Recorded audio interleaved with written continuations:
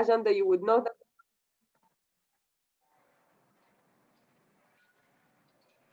What? Did you hear that? Nothing. Recording. Okay, you're recording, Mom? Yes. Amazing, thank you. Yes, the second expectation is I really need you to be proactive to share. And then I need you to keep your notebook close to you because we will have many insights in this session. Yes, all clear? If you're all clear, just use reactions. Yes, you can use reactions more than the chat, especially when I'm speaking, because it's easier to see. So just, you know, reactions, the hearts, the thumbs up, the one laughing, anything that you wanna use as reaction is okay for me, okay? Thank you so much. And then for the content of this session, it's basically the title of it. So it's broken down into two parts. First is oGX performance review, sorry. To identify insights and bottleneck from fish peak data. If you remember the GT and GV state sessions, we're gonna remember a bit what happened there. And then the second part is root cause analysis. So we're gonna go through a process of analyzing the root cause of the problems that we defined. So I really need you to be very critical in this part, and we're gonna have a lot of working space. So be ready for it. Grab your water next to you, grab your notebook or whatever you need for it. Yeah, so let's start with part one, which is performance review. So I want to ask a bit, like, what was your opinion after product state session? I want you to write in the chat. What did you think? Like, what were your thoughts about product state session? It can be a feeling, it can be a call to action. Anything you want to share is okay.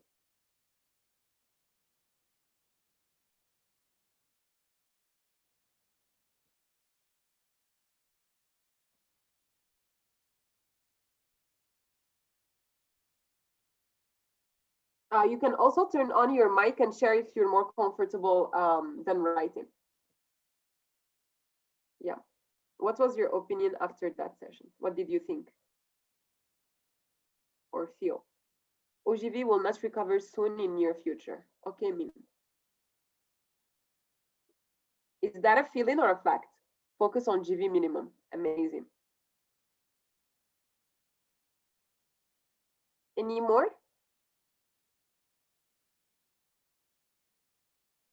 Clear on why we need to follow minimums of GV condition. Amazing. A lot of sharings from GV. I'm happy about that. S&D alignment is the key. Amazing. We're gonna see, we're gonna validate here. Its reasonable realization peak of GV is in the next summer. Okay, amazing. Amazing. Okay, so far so good sharings. Thank you guys for sharing.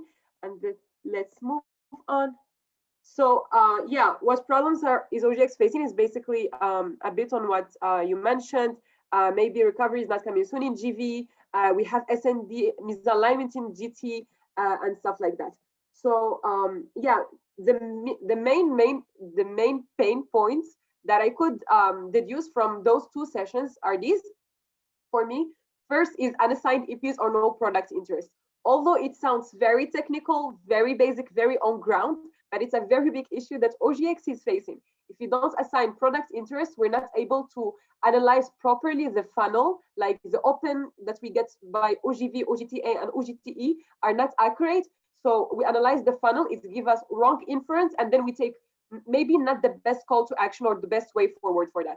Then misaligned S&D, as Lucia mentioned, and then marketing synergy, which I think can be much better, especially with a lot of projects and strategies put in place by marketing side also, and marketing oGX working together. Amazing. So a question for you, like you don't need to answer, just a reflection question. The things that we mentioned just now, I mentioned, and the pain points that you also mentioned, are they really the problems, or they're just symptoms of a deeper problem? So you can react with a thumbs up if you think they are the real problems, and you can react with, what do we have else than the thumbs up? Let me see. Oh, I cannot react. If I'm Fati, I cannot react. Okay, you can react with the laughing face if you think it's the symptom, and you can react with thumbs up if you think they are the real problem. Symptoms mean, okay. Lucia, problems, okay. Halima, problems, okay? Min claps. I don't know what that is, but okay, I think it is. Okay, big problem. Okay, symptoms. Okay, I thought it's big problems. The thumbs up is problems, clap is big problem. Okay, win. She thinks it's symptoms. Amazing. Okay, we're gonna see. Okay, so I wanna share with you something. This is very important for me to know, like, what is the difference between a symptom and a problem. Okay, so let's think of the symptom approach like this. I think most of you at least face one of these situations once. So first, how many times did you say error are often a mistake of member carelessness when you were LCVP or team leader or even MCVP? Did you think even one time? If you thought one, okay, you can just thumbs up whenever what I say is true or happened to you at least once, okay? Like, yeah, my member did some error, they are careless, they don't pay attention. Or you say, I need to train my member and motivate them to be more careful. Or you say, we don't have time or resources to bottom up this problem. Like, I will leave it for later, or I will focus on something else and leave it for next generation, for example. And then the root cause, the mindset is more like errors are the results of defects in the system. People are only part of the process. And this reminds me of something that we used to say in my MC term in Morocco is the network is a duplication. The network is only a duplication of things that we create. And this is like a great example of having the mindset of root cause analysis. And then the second thing is you say, like, for example, we need to find out why this is happening, implement mistake proofs so it won't happen again. The most important part of root cause analysis is not to solve the problem, it's preventing it from happening again. And then finally, you say, this is critical, we need to fix it for good, or it will come back and burn us again. So it goes in the same way. So yes, if we do poor job of identifying the root cause of our problems, we will just waste time, putting resources, putting efforts in putting band-aids. You know, when you're just putting band-aids and you don't put medicine on your wound, it doesn't heal properly, right? It's the same thing for the problems that we are facing in oGX. So yes, what is root cause analysis?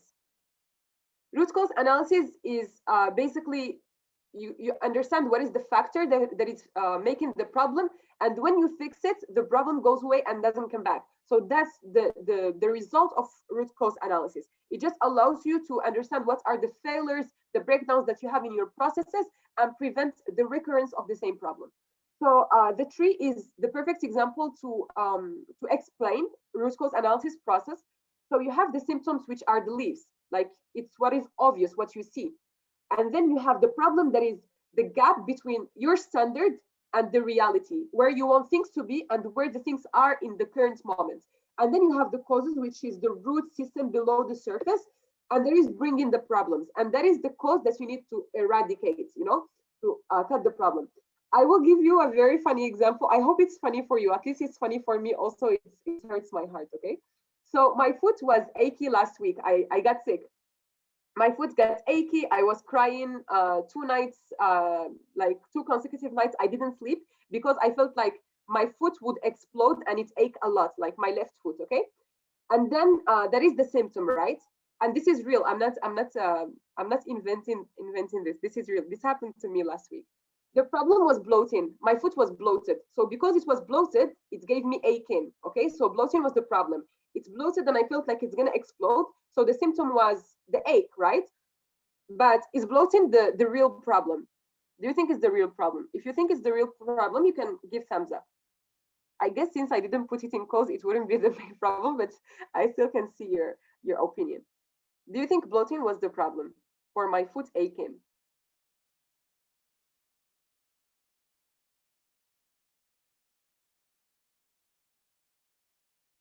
Okay, no one cares about my foot. It hurts. Okay, actually the bloating wasn't the problem. When I went to the doctor, it was an infection, but it's something that I couldn't know without diagnosis, without analysis, without tests, right? For me, the problem was bloating. Hey, mom, my foot is bloating, it's aching. Bloating is the problem. And then I went on internet looking for how to solve bloating, home remedy, all of that, and it didn't work for like 2 days. And then I had to go to emergency on Saturday morning because I couldn't like handle it anymore. So the doctor, in just a very subtle diagnosis, could say that it's an infection that made this. So you see how it's important to really understand what is the root cause. If I just went to the pharmacy without diagnosis and maybe took medicine for bloating, the main problem would still be there, which is infection, right? And I wouldn't solve, and my foot maybe would get worse. Okay, I don't hope for that. Now it's better, don't worry. Thank you for asking. Okay, part 2 is the root cause analysis. So prepare yourselves because we are about to start the working space. Prepare your notebook, or if you have anything on your laptop or your phone that you use for taking notes is gonna be working too. So this is the flow that we're gonna have now. Just to give you a heads up, we're gonna go into defining the problem, which is the first step. Then we're gonna validate with data and information, then understand what caused it. So the problem is the problem, as we explained, is the trunk of the tree, and then the cause is the roots. And then finally, we will consolidate the root cause and understand how we can implement or have a way forward. If you're good, just give me a thumbs up. If I'm going fast for you, yeah, you can open your mic and tell me, Fati, slow down, please. Is it okay? Amazing. I can see Win nodding her head. Can I just drink water? Sorry. Cool. Stay hydrated, kids. Okay, first thing is define the problem. So we will see what are the root cause of the performance the way it is in Fish Peak. So yeah. So defining the problem, you know, is the track. Yeah. So some things that I need to tell you about defining the problem first. These 3 things are usually what we get wrong when we are making a problem statement. I know most of you already have seen a session or read material about problem statements, especially when you were in your MC planning 6 months ago. But then it's very good to remind. So first, there is a difference between fact and assumption. Fact is something that has occurred, or it is actually the case, like you can prove it with data, with a proof. Assumption is the belief that you have without proof. It's a feeling. For example, fact. Fact is, if I have 10 LCVPs, the fact is just 5 of them come to the commission call.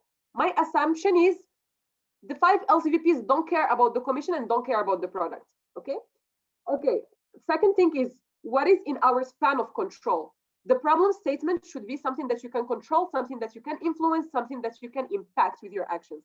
So for example, COVID, it's not in our span of control. We've been already living 1 year with COVID, so we should be, okay, not everyone is recovering in the same pace, but this shouldn't be our problem because it's not something we can control. Then third thing is prioritization. I think the next 1 year, you're gonna hear this a lot from me. I'm someone who prioritizes, and I don't like to do a lot of things in the same time because I like to put efforts where I can see results that are meaningful. So prioritize one problem statement that you're gonna hit, and the impact is gonna touch other areas. Don't focus on something that is very, very small and maybe it can solve itself, but doesn't help you in the long run or the long term. So choose one problem that is to be solved, and yeah, you hit the call for that. Okay, now let's have an activity. Let's have 5 minutes. I just want you to think of these questions, okay, or these guiding, let's say, principles. Describe how things should work. Like, what is your standard of things from the problems that I mentioned in the beginning? Unassigned or lack of interest of EPs, marketing synergy, and S&D misalignment. Okay, so describe how things should work, and then explain the problem and state why it matters for you, why it matters to solve this problem. Back up the statement with data, possible solution and cost of it, and finally share and challenge each other. So I need you to think about this. You don't need to answer all the principles or all the questions. This is just to guide your thought process, okay? So don't say, Fatia is giving us 5 big questions and she gave us only 5 minutes to answer it. No, these are not questions. This is just to guide your thought process, and then feel free to share whatever you want. So we'll send you into breakout rooms. So I suggest you take 2 minutes thinking time and 3 minutes to share among each other, okay? Try to be very concise because we don't have a lot of time. The session is just 1 hour. So Mom, can you help me start the breakout rooms? And for MCVPs, you can start thinking. So describe how things should work and explain why the problem that crosses your mind, why it matters for you to solve it the most, more than other problem statements. Okay, I will start the breakout room. Amazing, thank you.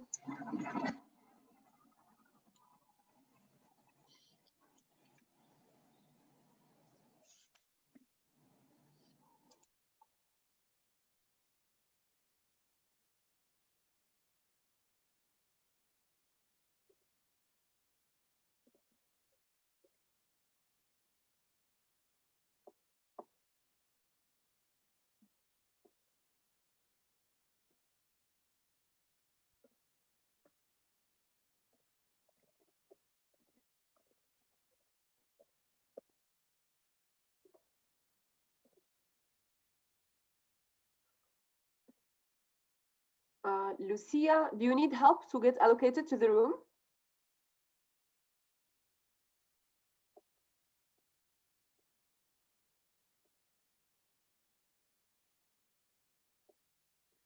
Mom, can you send Lucia to breakout room? I don't know if Yes, I have assigned, but she don't join. She doesn't join. Lucia, are you facing a problem? Okay, Mom.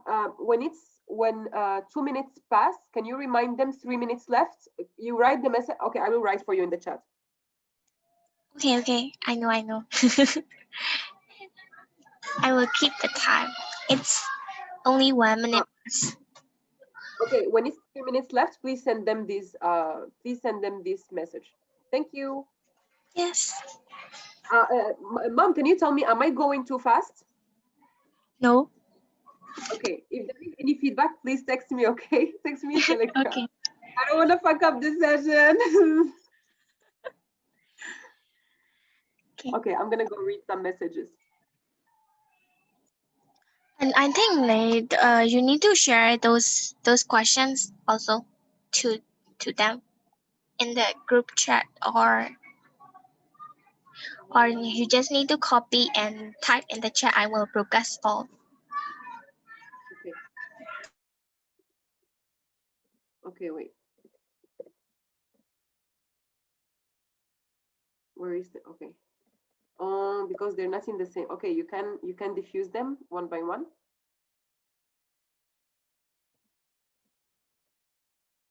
Okay, here's the first one, second one.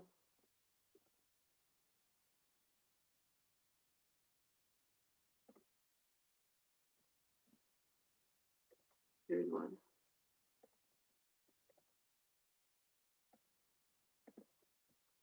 Fourth one. The last one is okay. They're gonna share anyway. How much time left for the breakout room?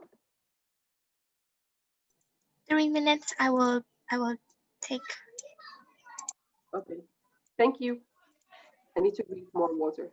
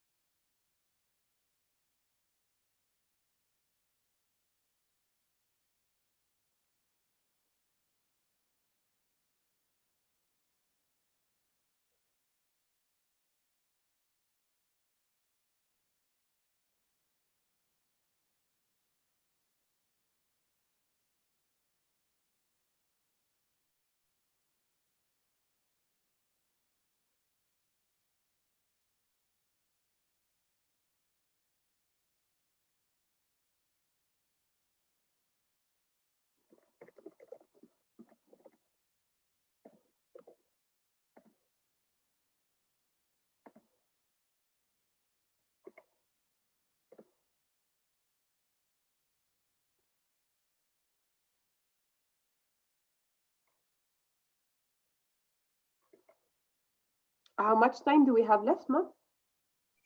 And only 1 minute, and I have reminded. Oh my God, I need to charge my phone, and I'm sharing data from my phone. It's gonna. Okay.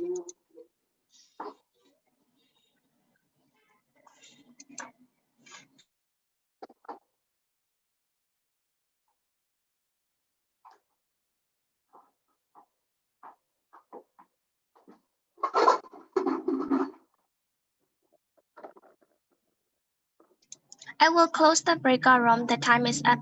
It's okay. Okay. Yes.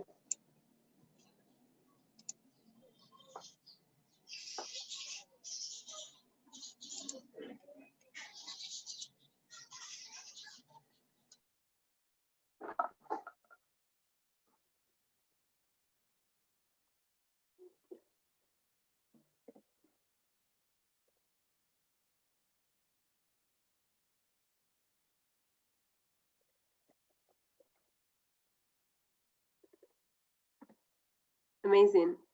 How many people? Is everyone back? Yes, everyone is back.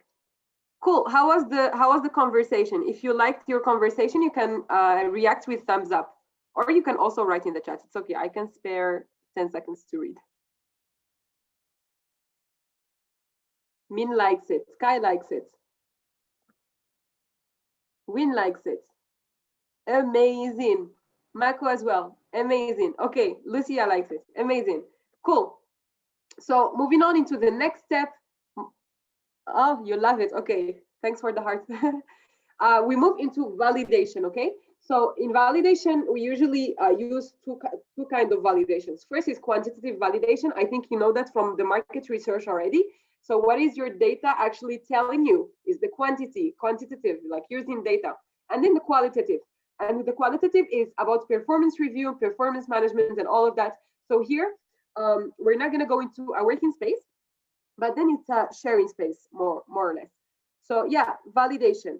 I want you to write in the chat what data would you use to validate your problem statement. Maybe you can quickly write briefly your problem statement, like in 2 words, maybe, and then in front of it, the data you're gonna check. This is for quantitative, sorry. So for quantitative validation, what data are you gonna check for your problem statement?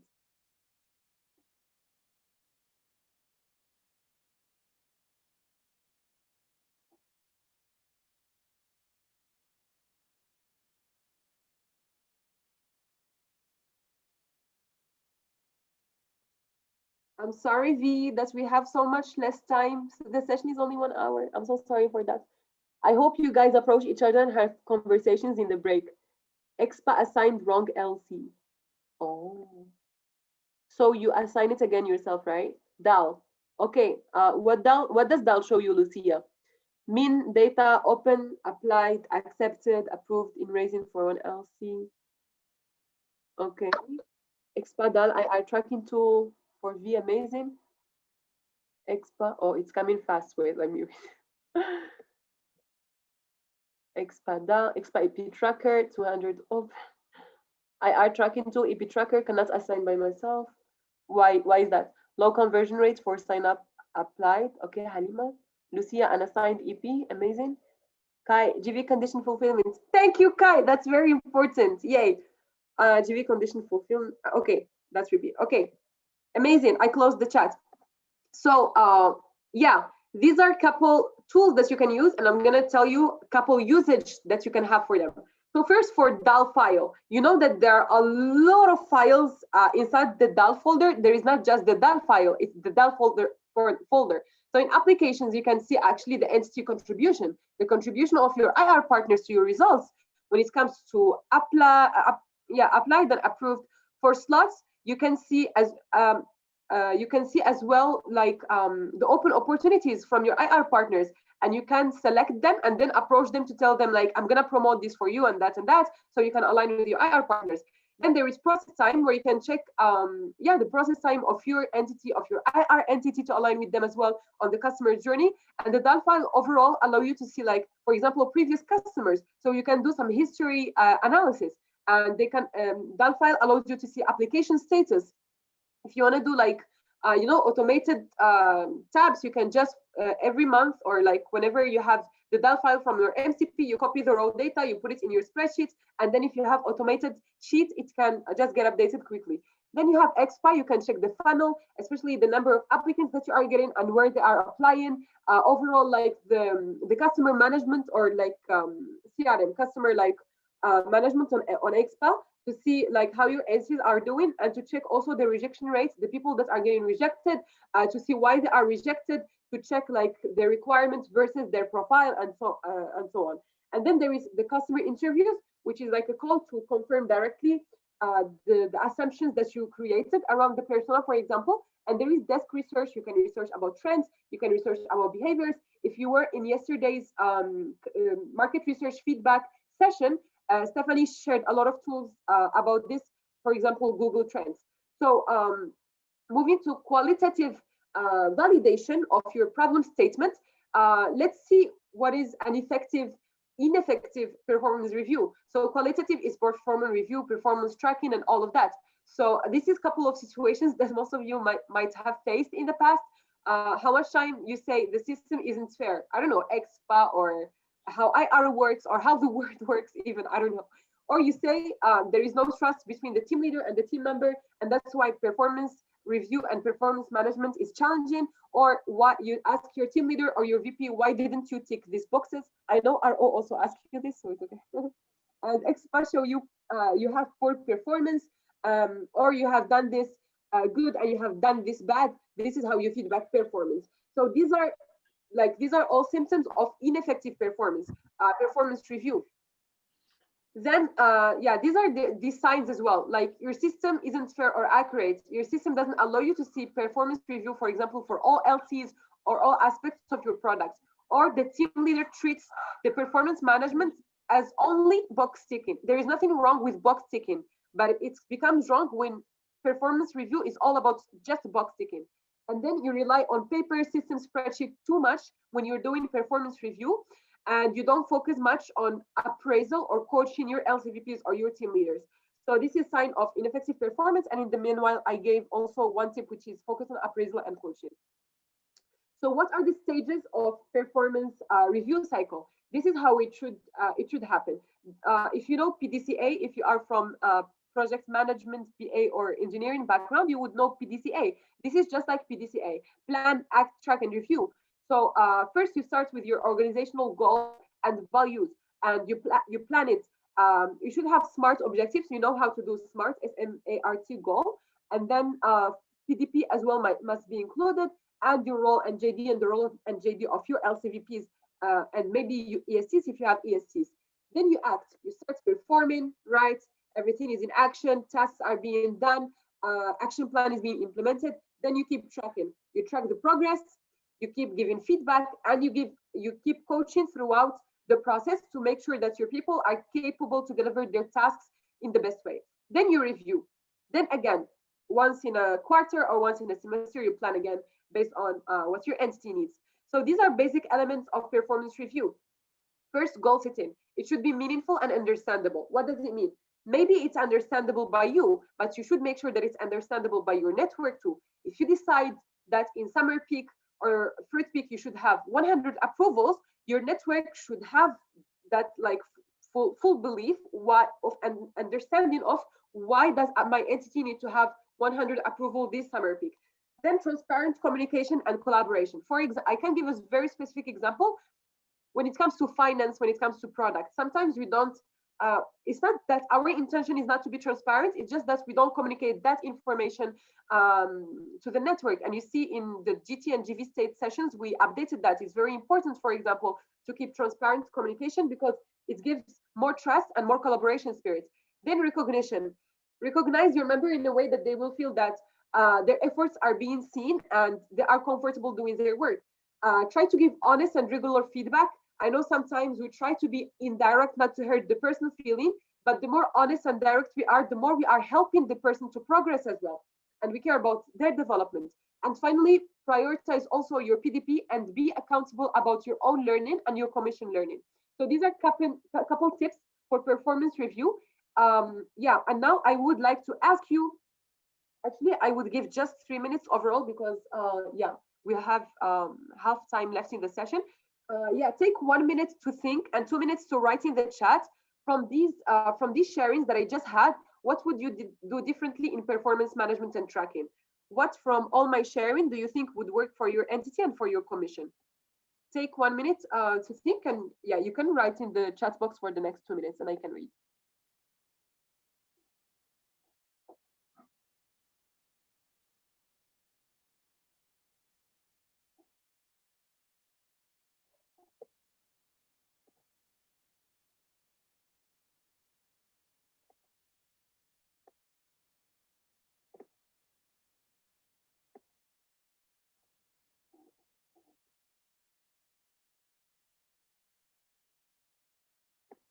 If you are ready to share, you can yeah, write in the chat box, or you can also unmute yourself if that's faster for you. I know some people don't like to type a lot. So if you don't like to type, you can on your mic. V, to clearly define what to track, how to track, a routine of tracking, and follow that routine. Amazing. Routine is very important. Thank you, V, for this sharing. Anyone else want to share? Min, will track GV condition, not approval anymore. Amazing. I would rather say I would prioritize GV condition tracking than approval, not remove it, like definitely, yeah. But thank you, Min. I think, yeah, you got it. GV condition is the priority. Recovery is priority, safety is priority. Natalie, I am doing monthly performance review currently, but it has to be more data and goal driven instead of task driven. Amazing. I prioritized approval in the past 4 months. Okay, Min. Type, downscale a clear dashboard and set regular feedback routines with LCs. Amazing. You can ask your peers about their dashboards that they work from them. You can learn from it, and maybe you can duplicate what you think would work for your entity. Okay, I'm closing the chat. Thank you everyone for sharing. Yeah. Okay, now moving on to root cause analysis. So this is I think the biggest part of the session, because we're going to the real process of root cause analysis. I think we have a few more sharings. I can still take. Baya. First, performance management. Second, tracking. Amazing. Thank you. So yeah, going now into part C, which is root cause analysis.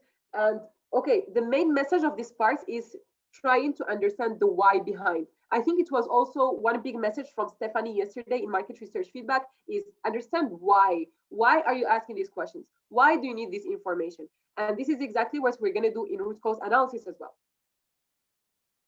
So the two methodologies or methods that we're going to see are 5 whys and fishbone method. If you've seen this method before, you can thumbs up so I can see and sense how many people already know the method, so I can know how much time I will put in explanation. Win knows it, V knows it.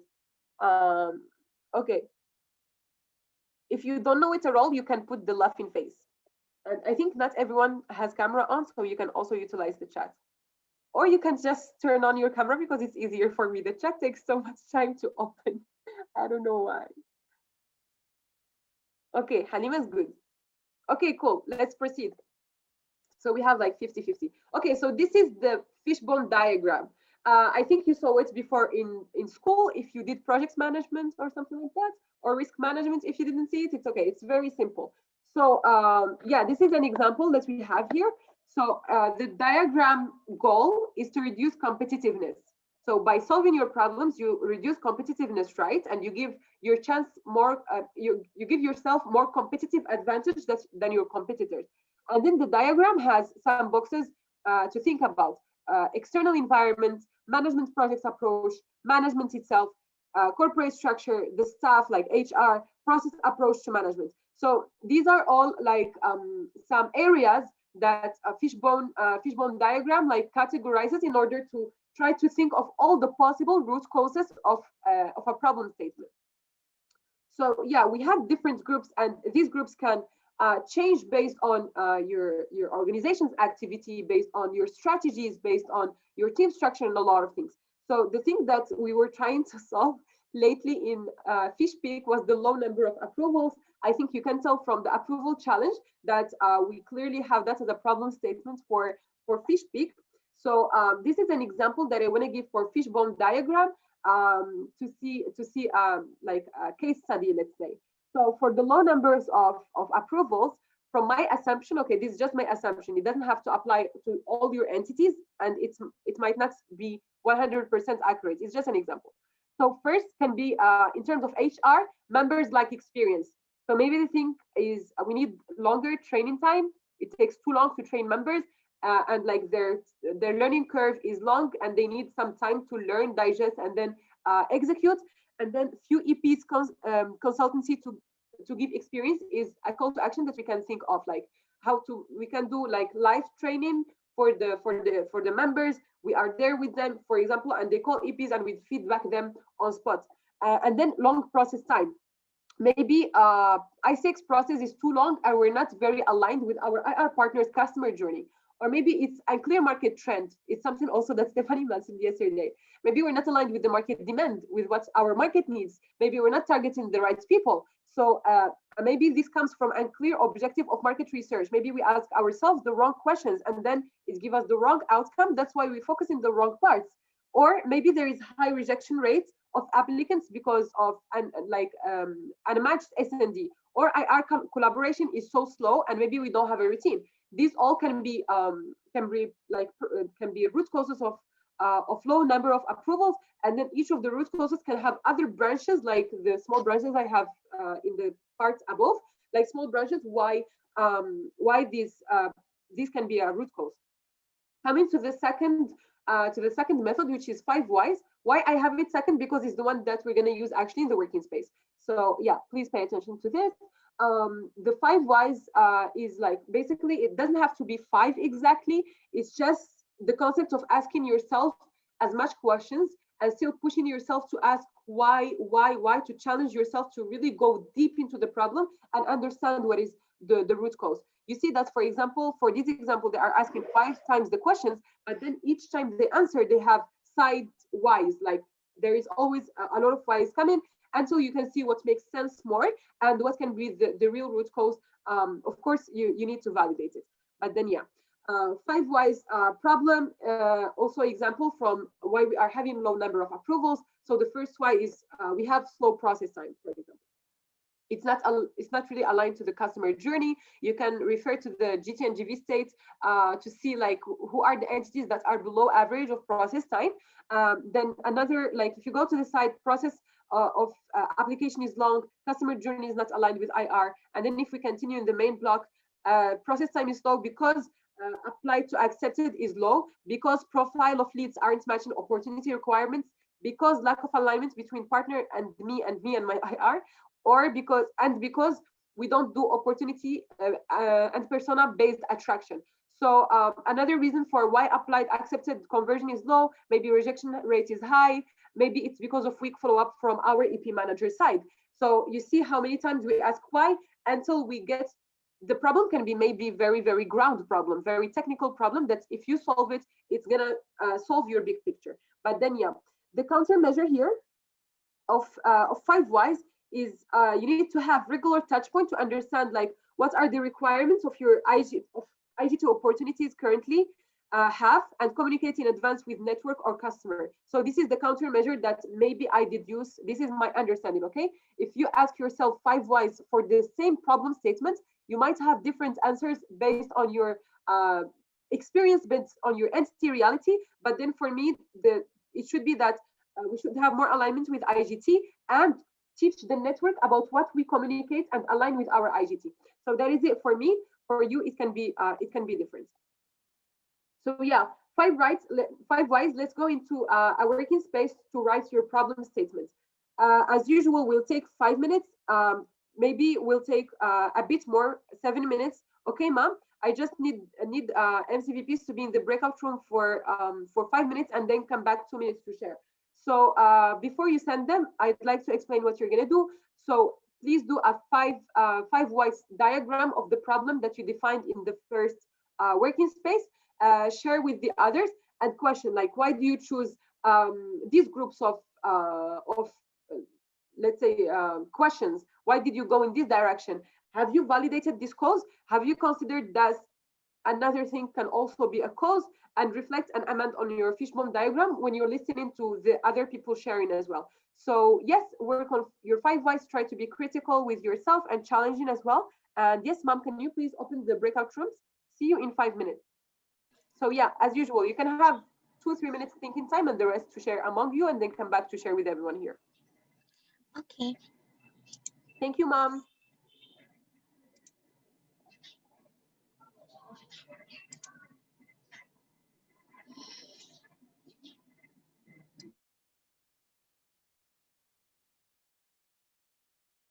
On GV, and so from this term we start to focus on GT, but we need to change our partnership countries. And so the next problem is we have slow process time, and actually sign up to apply is our bottleneck. Yeah, thank you. Okay, thank you so much, Baya, for sharing. I think I just saw in the chat, Mini wanna share. Okay, go ahead. finally I can open the chat. Yay. Yeah, so for me, I think the problems statement, so the, how to say, the symptom is my commission is a little bit losing focus. Yeah, so the problems maybe because I didn't switch the focus to from approval to TV conditions fulfillment. Yeah, and the reason why, I think after asking the 5 why, I think it's come from the root cause of I'm afraid of them losing the normal operation. So I just keep myself at TV minimum will be the thing that I'm responsible for, and not my commission. So my commission still can doing the same. Yeah, but I think after this sections, I will do it again with my team or someone else, because I usually do it before for the fishbone diagram, but I prefer having someone to discuss with, because if I just like talk with myself, it's not really holistic. Yeah. Okay, that's your way of learning. Amazing. Thank you so much, Min, for sharing. I hope all of you can take forward this session. I'm happy. Okay, guys, normally this is the time of ending the session, but I would like to request from you if you can add 5 minutes, because I have important messages. If that's okay for you, just thumbs up. Anyway, I will close the session, but I would just like your confirmation, because I don't want to feel bad. Your break will be 5 minutes shorter. Okay, thank you, guys. Cool. So yeah, I think I would skip this sharing, but you can talk to me anytime. Please message me. I have some people who message me already, so thank you for that. Message me if you are facing any challenge and you want to discuss with me and have a conversation. That would be very great to do. So yeah, moving on to root cause consolidation and way forward. Very fast on this is two things. First is how to mitigate the risk, and second, how to implement your action plan. So first, there are 4 types of risks to mitigate, okay? There is a risk to avoid, a risk to accept. It's going to be there, like, for example, COVID. We need to accept it's there. We cannot remove it. A risk to transfer, maybe to another department to take care of, and a risk to reduce, okay? So these are the 4 types of risk mitigation.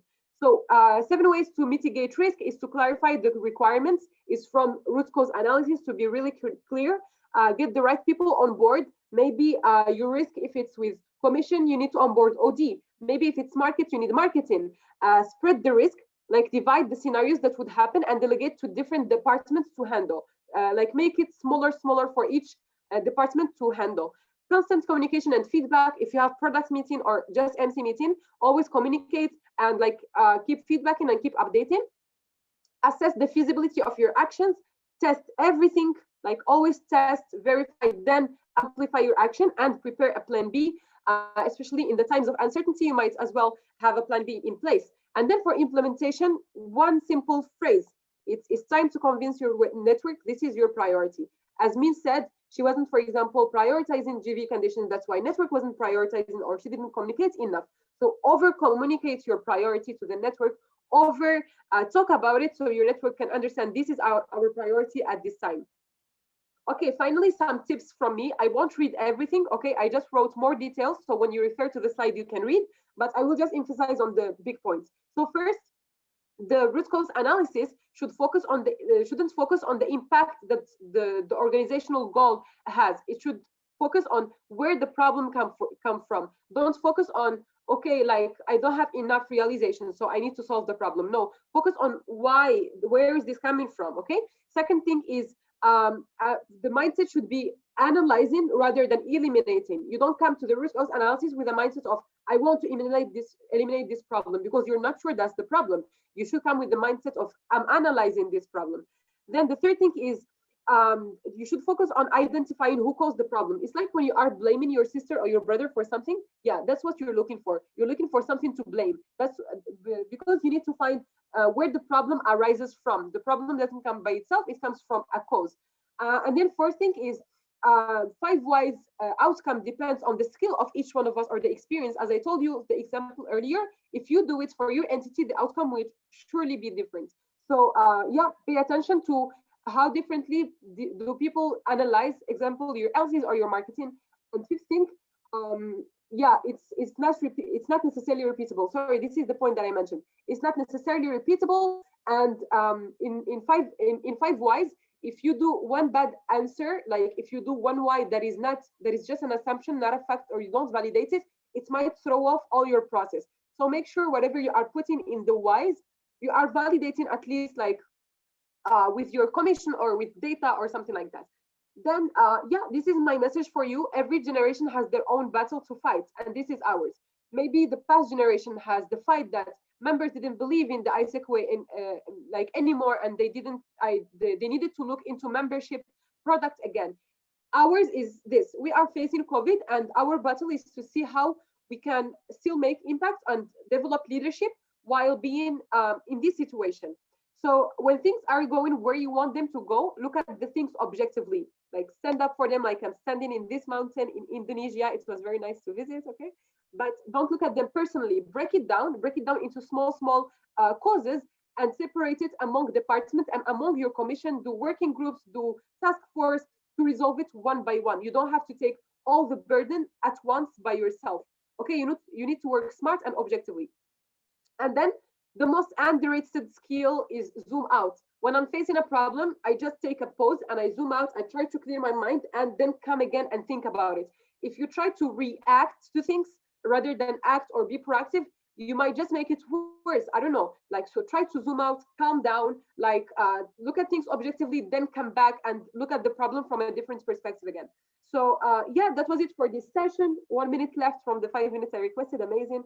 So you can refer to this root cause analysis that Shumaid delivered in Sri Lanka. If you want to read more about root cause analysis from another Fati perspective, maybe. And these are some links that I put in this slide. Sorry. These are some links that I put in this slide that you can also read more about 5 whys, about how to write your problem statements, and yeah, more about basically what we saw in this session. So yes, this was brought to you by Fati. We prepared it together. I'm very happy that I see a lot of you are sharing in this session. So maybe we can leave the space by telling me one takeaway that you have, or just one word or something like that. Anything you want to say?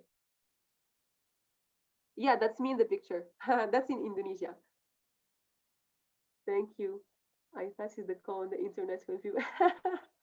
Yeah, you can find this on my Instagram. Min, GV focus. Okay.